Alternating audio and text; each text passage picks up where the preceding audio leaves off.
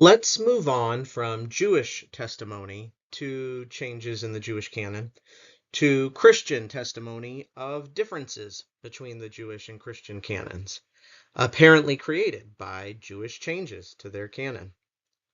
Contrary to Jerome's erstwhile Hebrew verity theory, and contrary to Protestant claims that Christians depend on the Jews for their Old Testament canon, here Origen sarcastically and clearly rejects the notion that Christians should depend upon the Jews for their own Christian scriptures.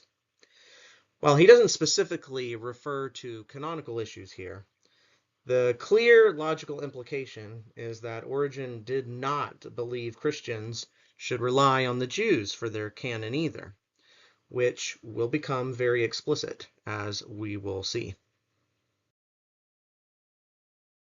Origen argues that the Jews removed the story of Susanna from the book of Daniel, even though that passage is received and accepted by the churches.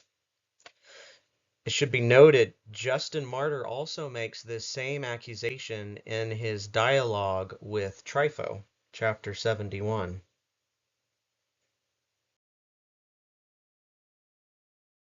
Here we get some very interesting and valuable testimony from Origen that Jews and Christians do indeed have different canons, and that the Church uses deuterocanonical books like Tobit and Judith, but the Jews do not. Why don't the Jews use Tobit? We get an interesting answer later from another popular figure in the canon debate, Jerome himself, who explicitly says the Jews removed Tobit from their canon, from their catalog of divine scripture. Rufinus is a great witness to just how radical and revolutionary Jerome's shorter canon was at the time, how completely contrary it was to the long-standing tradition of the Church.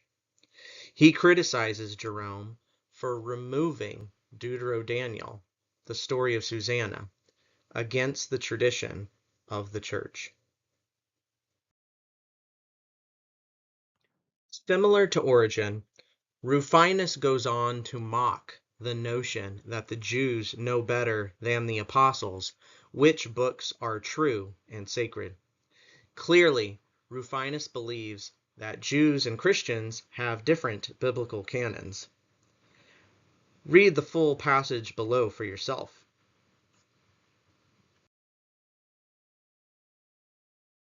To Rufinus, it is inconceivable that the Jews know the canon better than the apostles and the church.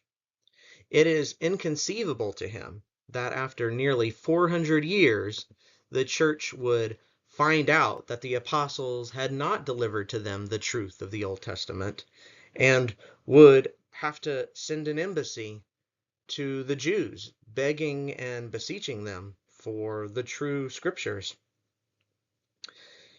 and that the church would have to confess that she had somehow been in error for 400 years.